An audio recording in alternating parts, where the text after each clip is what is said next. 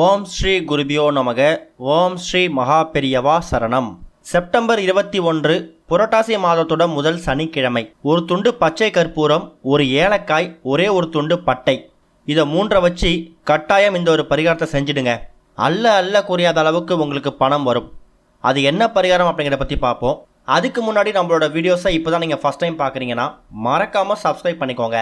தொடர்ந்து இது மாதிரி அப்டேட் தெரிஞ்சுக்கிறதுக்கு பக்கத்தில் இருக்கக்கூடிய நோட்டிஃபிகேஷன் பெல்லையும் கிளிக் பண்ணி ஆல் அப்படிங்கிறத செலக்ட் பண்ணிக்கோங்க.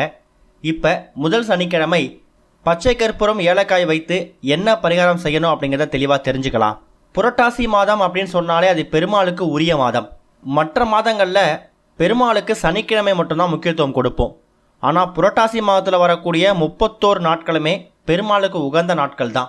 தினம் நீங்கள் பெருமாளுக்கு வித்தியாசமான வழிபாட்டு முறைகளை நீங்கள் செய்யலாம். அதுபோக இந்த ஒரு மாதம் புரட்டாசி மாதத்தில் மொத்தமாக 4 சனிக்கிழமைகள் வருது. September 21, September 28, October 5, October 12. இந்த 4 புரட்டாசி சனிக்கிழமைகளும் உங்கள் வாழ்க்கையில் ரொம்ப முக்கியத்துவம் வாய்ந்த நாட்கள். வாழ்க்கையில் ஒரு பெரிய திருப்பு முனையை ஏற்படுத்தக்கூடிய நாட்கள்னே சொல்லலாம்.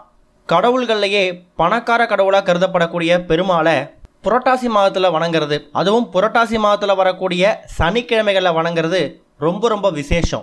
அன்றைய தினம் கூடுதல் சிறப்பாக சங்கடகர சதுர்த்தியும் வந்திருக்குது. விநாயகருக்கு உகந்த ஒரு நாள் சனிக்கிழமை அப்படிங்கிறதால சனி தோஷத்தால் ஏற்படக்கூடிய பாதிப்புகளோ தாக்கமோ குறையணும்னு நினைக்கிறவங்க அன்றைய தினம் சங்கடகர சதுர்த்தி அன்னைக்கு விநாயகரையும் வழிபடலாம், மகாலட்சுமி தாயாரையும் வழிபடலாம், மகாவிஷ்ணுவையும் வழிபடலாம். இது போக அன்றைய தினம் மகாபரணி, அதாவது மகாலயபட்ச காலத்தில் புரட்டாசி மாதத்தில் வரக்கூடிய பரணி நட்சத்திர நாளை தான் மகாபரணின்னு சொல்லுவாங்க. செப்டம்பர் 18ஆம் தேதியில இருந்து அக்டோபர் 2ஆம் தேதி வரை இருக்கக்கூடிய இந்த நாட்களை மகாலயபட்சம் காலம்னு சொல்லுவாங்க. இந்த காலகட்டத்தில் இந்த நேரங்களில் முன்னோர்கள் பூலோகத்துக்கு வந்து இங்கே வாழ்வாங்க அப்படிங்கிறது ஒரு பெரிய நம்பிக்கை. அப்பேற்பட்ட மகாலயபட்ச காலத்தில் வரக்கூடிய புரட்டாசி மாதத்தில் வரக்கூடிய பரணி நட்சத்திரத்தை மகாபரணின்னு அழைக்கிறோம். அன்றைய தினம் உங்கள் முன்னோர்களுக்கு நீங்கள் பித்ருக்கடன் செலுத்துறதுக்கான நாளாகவும் பயன்படுத்திக்கலாம். ஒருவேளை புரட்டாசி மாதத்தோட முதல் சனிக்கிழமை தளிகை போடுற வழக்கம் இருந்தது அப்படின்னா பித்ருக்களுக்கான வழிபாட்டெலாம் செய்யாமல் நீங்கள் பெருமாளுக்கான வழிபாட்டில் மட்டுமே கவனம் செலுத்தலாம். மகாபரணி அப்படிங்கிறது கூடுதலாக வரக்கூடிய ஒரு விசேஷம்தான். புரட்டாசி மாதத்தோட முதல் சனிக்கிழமை அதிகாலை எழுந்து சுத்தபத்தமாக குளிச்சுட்டு உங்கள் வீட்டோட பூஜை அறையை சுத்தப்படுத்தி பெருமாள் ஃபோட்டோவுக்கு மஞ்சள் குங்குமம் போட்டு வச்சு குறிப்பாக மஞ்சள் நிற மலர்களால் அலங்காரம் செய்யணும். துளசி மாலைகள் சாற்றணும். தண்ணீர் பிடிச்சு வச்சு அதில் துளசி இலைகளையும் பச்சை கற்பூரத்தையும் போட்டு துளசி தீர்த்தம் தயார் செய்யணும். பெருமாளோட வழிபாட்டில் நீங்கள் என்ன வைக்கிறீங்களோ இல்லையோ கட்டாயம் துளசி மாலைகளையும் துளசி தீர்த்தத்தையும் வைக்கணும். துளசியோட வாசம் எந்த இடத்துலாம் இருக்குதோ அந்த இடத்துலலாம் பெருமாள், அதாவது மகாவிஷ்ணு வாசம் செய்வார்.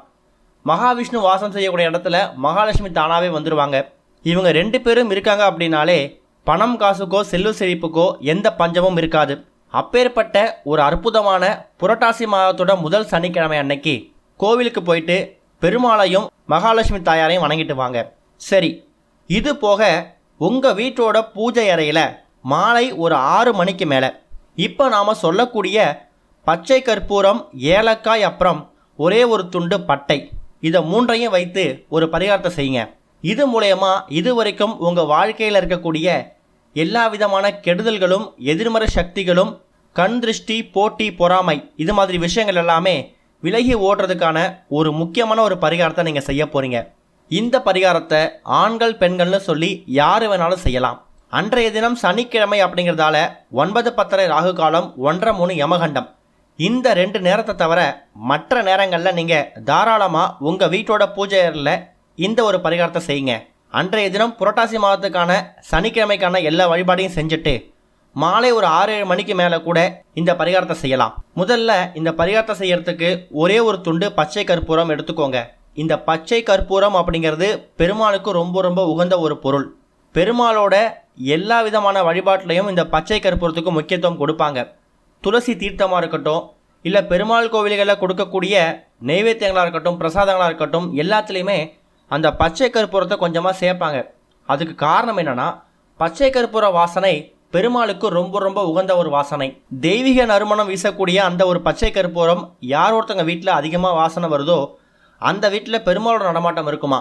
அதனால தான் பெருமாள் கோவில்கள்லையும் ஆஞ்சநேயர் கோவில்கள்லையும் அதிகமாக பச்சை கற்பூரத்தை எல்லா பொருட்கள்லையுமே பயன்படுத்துகிறாங்க. பாசிட்டிவ் எனர்ஜி கொடுக்கக்கூடிய ஒரே ஒரு துண்டு பச்சை கற்பூரத்தை எடுத்துக்கோங்க. அடுத்தது ஏலக்காய். ஏலக்காய் அப்படிங்கிறது மகாலட்சுமி வாசம் செய்யக்கூடிய ஒரு பொருள். ஏலக்காய், கிராம்பு இந்த மாதிரி வாசனை பொருட்களில் மகாலட்சுமி தாயார் வாசம் செய்கிறாங்க. அதில் ஒரு முக்கியமான பொருள் தான் ஏலக்காய்.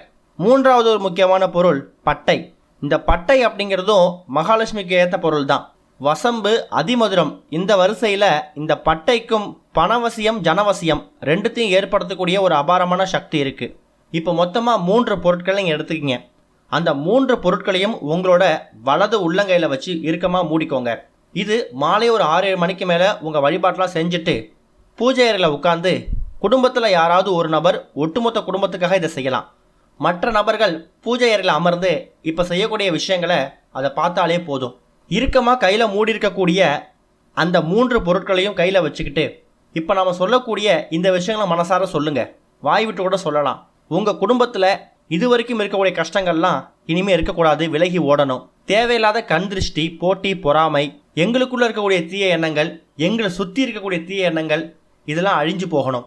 நல்ல எண்ணங்கள், நல்ல விஷயங்கள் மட்டுமே எங்களை சுற்றியும் எங்களுக்குள்ளேயும் இருக்கணும்னு சொல்லி மனசார வேண்டிக்கிட்டு சின்னதாக ஒரே ஒரு அகல் விளக்கு எடுத்துக்கோங்க. புதுசாக அகல் விளக்கு இருந்தாலும் சரி, இல்லை ஏற்கனவே உங்கள் வீட்டில் நீங்கள் வச்சிருக்கக்கூடிய அகல் விளக்கு எடுத்தாலும் சரி, அதில் கையில் இறுக்கமாக மூடியிருந்தீங்கல்ல பச்சை கற்பூரம், ஏலக்காய், ஒரே ஒரு துண்டு பட்டை, அந்த 3த்தையும் அந்த அகல் விளக்கு மேலே வச்சு கற்பூரம் ஏற்றுற மாதிரி நீங்கள் பற்ற வைக்கலாம். அதுக்கப்புறமா அந்த பச்சை கற்பூரமும் அந்த ஏலக்காய் அப்புறம் பட்டை இந்த 3ம் சேர்ந்து கொழுந்து விட்டு எரியும்.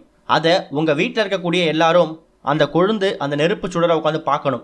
அது மூலயமா உங்ககிட்ட இருக்கக்கூடிய தேவையில்லாத விஷயங்கள்லாம் எரிந்து சாம்பலாக மாறும். அது எந்த அளவுக்கு சாம்பலாக மாறுதோ அந்த அளவுக்கு உங்கள் வீட்டில் இருக்கக்கூடிய தீய எண்ணங்கள்லாம் சாம்பலாக மாறிடும். இதை குடும்பத்தில் யாராவது ஒரு நபர் செஞ்சால் போதும். செய்யும்போது மற்ற நபர்கள் அதை அமர்ந்து அமைதியாக வேடிக்கை பார்த்தா மட்டும் போதும். சரி, செஞ்சு முடிச்சதுக்கப்புறமா அந்த அகல் விளக்கில் இருக்கக்கூடிய சாம்பல் என்ன செய்யலாம்?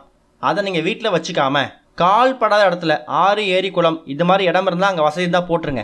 இல்லையா ஒரு பேப்பரில் மடித்து டஸ்ட்பினில், குப்பைத்தொட்டில் போட்டுருங்க. அதை விட ஒரு பெட்டர் ஆப்ஷன் என்னென்னு கேட்டிங்கன்னா, அந்த சாம்பலை உங்கள் வீட்டில் இருக்கக்கூடிய ஜிங்கில் வாட்டர் டேப்பை திறந்து விட்டு ஜிங்கில் கரைச்சிடுங்க. இது எல்லா வீடுகளிலும் இருக்கக்கூடிய எளிமையான விஷயம்.